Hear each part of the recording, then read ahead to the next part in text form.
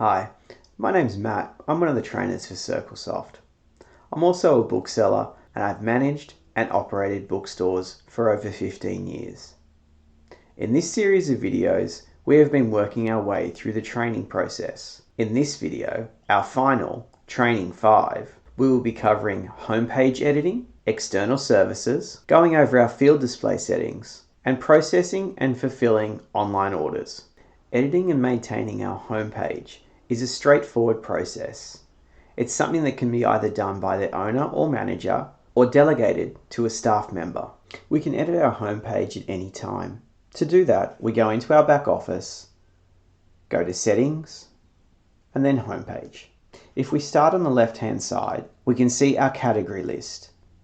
This will display all of our categories, either by featured list or a full category list.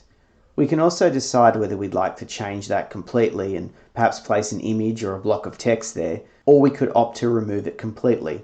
Moving down, we have boxes here for our social media feeds, but they could easily be changed to anything else that you'd like to place there. Links to catalogs or external links to other services. Editing these boxes is done in plain text. Links can be used with the link feature here to either insert or remove them if needed. We can also insert images or videos in here if need be. If we are adding external services like social media, we may be required to enter them in using the source code button here. This will open up another box that will allow us to paste in that information from those services. Further down, stores usually would have their opening hours listed here. It's very easy to change this if your hours are perhaps extending for holiday seasons, etc. And it's all done in plain text. You may also have a link here to a mailing service, and that would definitely be one of those situations where you would actually use the source code supplied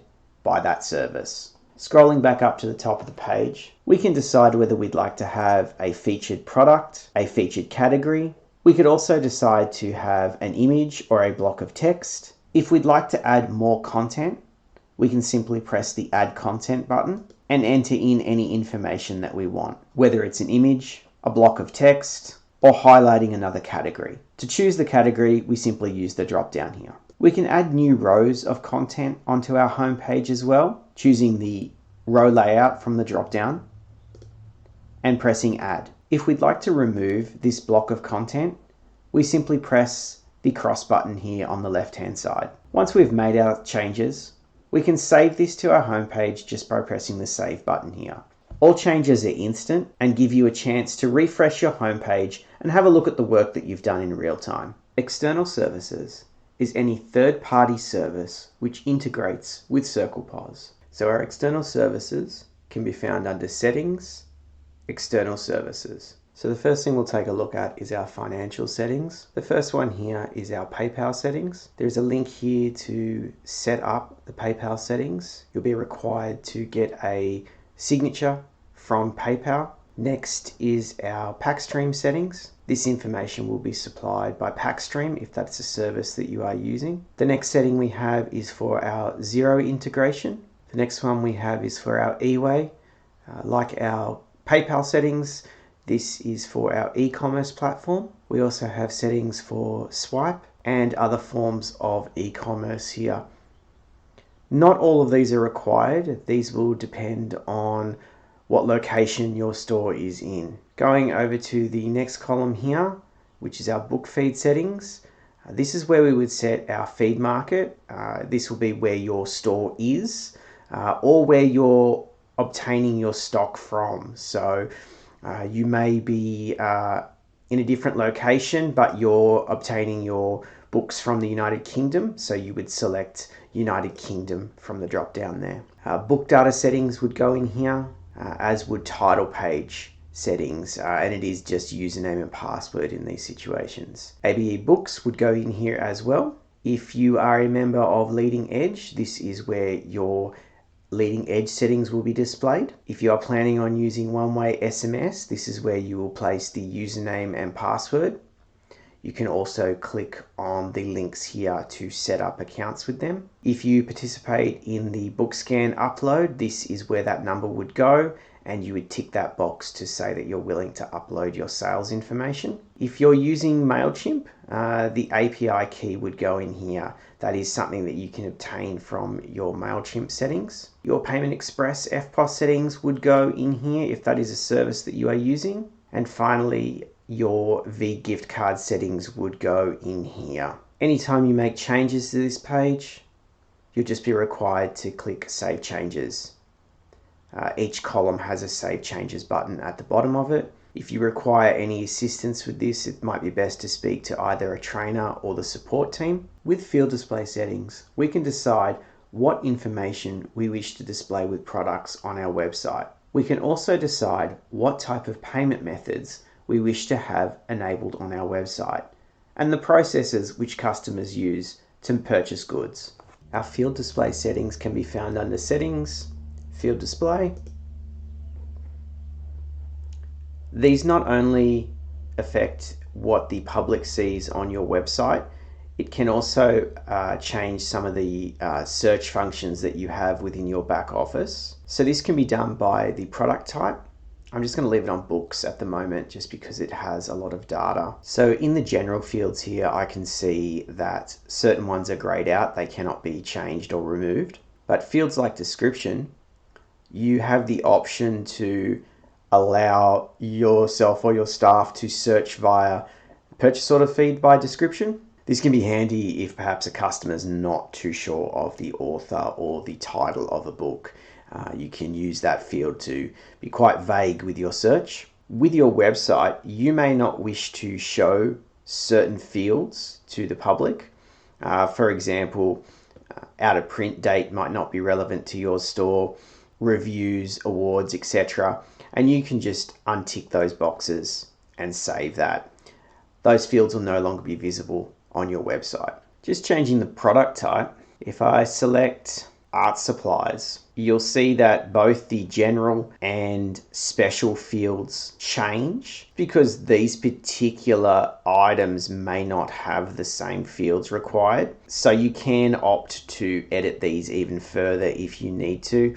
Weight, production date, these things might not be necessarily something your customers are interested on your website. So it's just about tidying up that information, trying to make it as easy for the customers to get the required information that they need. Moving over to the special fields, there's certain things here like author description, binding, illustrator. You may not wish to display them publicly. To change any of that, you just untick that box and press save. The next column is cart fields. And this is where you can change the information that's displayed in your customers' shopping carts. A couple of important ones to note here.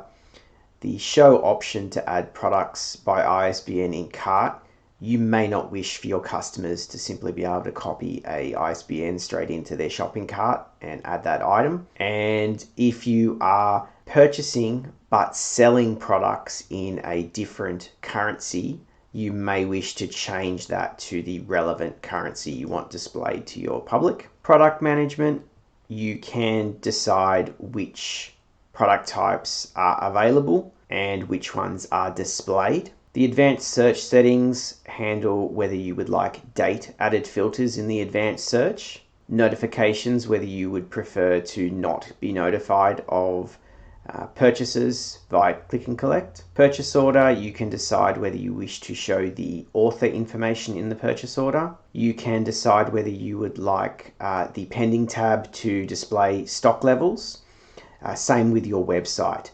You may not wish to show the actual on-hand amount of items that you have, so you can untick that box. The purchase options are what you're allowing your customers to make payment with on your website. This can be changed at any time. For new stores, I would recommend starting with just a few of these options, perhaps PayPal if they're using it, and loyalty, and unticking the other boxes. If you do find later on that your customers want to use a phone me option or direct deposit, you can always go and tick that box and it'll be available to them. If you are using the direct deposit, You can change the checkout message here. Your gift card options, you can make a decision whether you would allow your gift cards to be valid online, and if you're participating in the V gift cards, that would go here as well. To set up your credit card provider, you can do that under credit card options. You can see here that eWay has been selected, but if I wish to add any extra ones, I would simply click on this and follow the prompts. The cart button options, you can have simple or multiple cart button options. And the default statement setting is usually set to this month, but you can change that if you do have a reason. Click and collect is a button on the website. You can enable or disable it, and there is an acknowledgement message here that the customer will receive. However, if you are opting to use this click and collect option, the customer will not be asked to make payment at any point. So it's essentially just holding the items for the customer. This is where our default SMS message goes if we are using the one-way SMS feature. And if you have a reason to change any of your label printing, this is where you can do that. It's all coded. If you do require any assistance with that, the support team have all of those codes available. Once again, if you have made any changes to this page, you would just press save. Before we move on to our actual e-commerce side of things, I would use this as a good opportunity to just have a look over your website settings, which can be found under Settings, Website. The first option here is our automatic invoicer. Now this depends on the type of store that you are, whether you're allowing your customers to perhaps purchase items that you do not have in stock. It really makes no difference as far as the payment method. It's just whether you want to add a few extra steps in the actual process. Preferably, if you are only allowing your customers to purchase items that you have in stock, I would recommend using the automatic invoicer to invoice the items that are all in stock. That'll automatically allocate the payment to the order and save you a couple of extra steps. However, if you did want to change that, your options there are to either disable the automatic invoicer, or you can also have it invoice all items regardless of whether you have them in stock. That's handy if you're perhaps doing drop shipping. Scrolling down a little bit further on the page, just in regards to your website, you can have an option here to hide items that you are out of stock of. Not super handy for new booksellers, but might be good for secondhand booksellers. What'll happen is those items just won't be visible to the public until they come back into stock. The next option is to allow cart quantity to exceed available stock. If you're not planning on allowing customers to purchase items that you don't have, I would recommend ticking the no option here. Once again, if you are not going to allow customers to purchase items that you don't have in stock, you should have the option here, hide add to cart.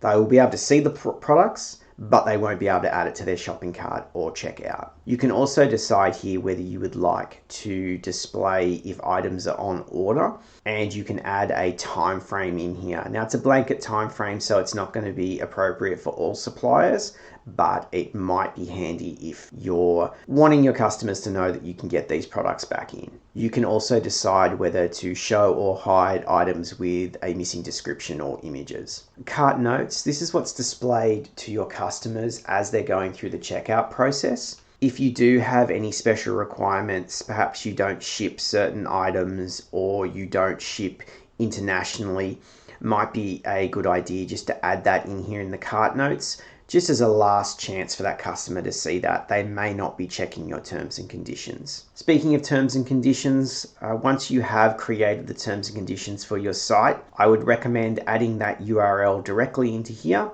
and ticking this box. It forces the customer to acknowledge that they've read the terms and conditions. Whether they have or not, they still have to acknowledge that. The last topic we'll cover is how to process and fulfill online orders. Like customer orders, there is a correct way to do this. To properly display processing an online order, I'm going to go through the whole process, what a customer would do using your website as well. So the customer chooses to purchase an item, they would simply go add to cart and proceed to checkout. You'll note here that if they do have a promotional code, they could enter it in here and apply it to the transaction. Just going to proceed through the steps. The first thing we're going to do is they're going to confirm their shipping address. If they need to change that, they have an option here to add a new address. I'm going to choose continue. And all of our delivery options will be displayed here. Now these are store specific to you, so you can be as creative as you like with them. I'm just going to choose local delivery and press continue. And the payment options, so these are store specific to you as well. If you're planning on using, for example, PayPal, and that was the only one that you wanted to have displayed there, that would only be the option they could choose. If you want them to be allowed to use their loyalty, that will be available here as well. It will also display their loyalty amount. And if you are going to allow them to use their gift cards, that will require the gift card number and the PIN number as well. I'm going to choose a credit card option. Just before I press continue, if the customer has any notes about the order, perhaps they don't wish you to put in the invoice or something like that, that could be entered in here. It is completely optional, as you can see. I'm going to press continue. Gives them a chance to review their order, where it's going, the delivery option, the payment method, and the items. If they're happy with everything they see on the screen, they will simply press place order. So from here, they will receive a copy of that invoice with all the payment information entered on it. You will also receive a copy of that to your email address as well, which is a great way to know when a web order has come through. So once you have received that email, it's time to go and process that web order, and we can find that under customer orders, web orders. This will display all of the unfulfilled web orders that still need to be processed. I'm just going to start with the one that I have just created. So the first thing I would do would be press the little plus sign here to expand that order. And I can see here that my invoice has been created for this item, and it's also been marked as paid. That's because I had the automatic invoicing option set. So the first thing that I would do would be click on the actual invoice itself, displaying all of the information about the product. I would click on the printable version, print a copy of this off. The main reason I do this is it gives me a picking slip to work with, and it also has something to go with the product. So once I've successfully printed off the invoice and picked the item off the shelf, I now need to process it. So I would click on the special order number here, which displays all of the information very clearly about that order. I can see any notes, I can see the method in which it's going to be shipped. This is handy if you do have quite a complex arrangement of shipping options. So you might have local delivery, but you also may have local delivery express, overnight, etc. Yes, you can see that on the invoice, but it is nice to have it all displayed clearly on the screen. So what we would do now is we would scan the items in.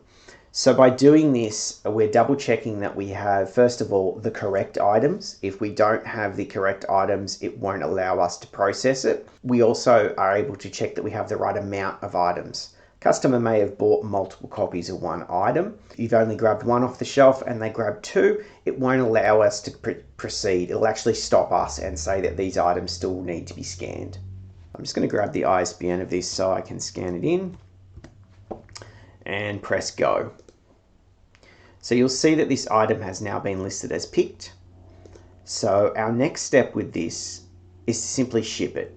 So this item will now be going out the door to be shipped off with a postage service or couriers, or if it's perhaps a click and collect item, it'll now be being placed in a hold area in your store, waiting for the customer to come and pick it up. You have the option here to enter in courier tracking numbers here and use the shipped button here. If you're not planning on using that, you can also use the drop down here on the right hand side, and there is an invoice and ship button. And as soon as you select that, you can press go. This item has now been shipped. It is no longer in your inventory and it's ready to be posted out. If we go back into customer orders, web orders, we can see that it's no longer displayed there. Unfortunately, sometimes we are unable to fulfill an online order.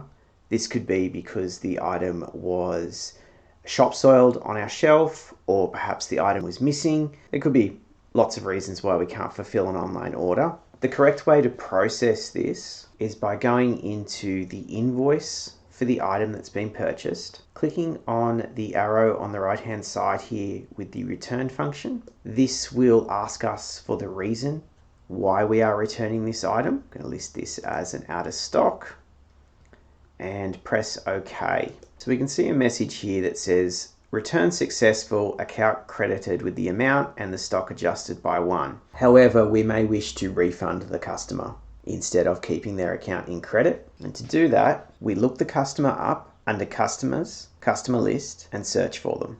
We click on the right-hand info symbol for their financials, and we can see the invoice that was created, the payment that was created, and the credit note which we just created ourselves. So first of all, we'll click on the payment. It's allocated to the invoice, but we wish to do a refund for this. So we're going to unallocate it, confirming that. Then we'll go back to our statement. You can see here the unallocated payment for $19.99. We have the option here to refund this to the customer. Please note, if you are using eWay or PayPal, you will be required to manually process that refund via their gateway. We press refund and we can see that the refund has been created. Now when we go into our invoice, we can scroll down the bottom and see the credit note which we just created. We can apply that credit note to this invoice. We can see that information here, and if needed, we can supply that to the customer to let them know that the refund and credit note has all been processed. That concludes Training 5. We have covered homepage editing, external services, field display settings, and processing and fulfilling online orders. If further training is required, you can book a one-on-one training session with any of our trainers. Links will be provided below.